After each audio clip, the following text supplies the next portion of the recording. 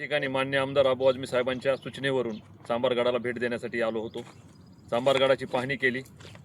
या ठिकाणी समाजवादी पार्टीचे उत्तर प्रदेशमध्ये अनेक चर्मकार समाजाचे आमदार खासदार आहेत. भारत देशामध्ये चांभारगड हा एकमेव असा गड आहे चर्मकार समाजाचं शौर्याचं प्रतीक असणारा. या ठिकाणी मान्य आमदार अबू आझमी साहेब या गडाला भेट देणार आहेत. त्यांच्यासोबत उत्तर प्रदेशामधून येणारे जे चर्मकार समाजाचे खासदार ते सुद्धा या ठिकाणी कार्यक्रमाला हजर राहणार आहेत. आणि मी आज संपूर्ण चांभारगड पाहिला. या ठिकाणी पायऱ्याचं काम अर्धवट झालेलं आहे. त्या गुत्तेदारांची चर्चा केली.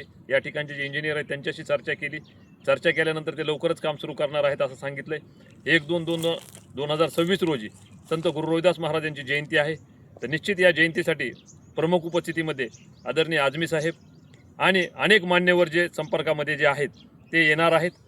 तरी मी सर्व चर्मकार समाजातले महाराष्ट्रातील चर्मकार बांधवांना आव्हान करतो की आपल्या समाजाचा जो चांभारगड आहे हा शौर्याचा प्रतीक असणारा गड आहे. याला आपण अवश्य भेट द्यावी.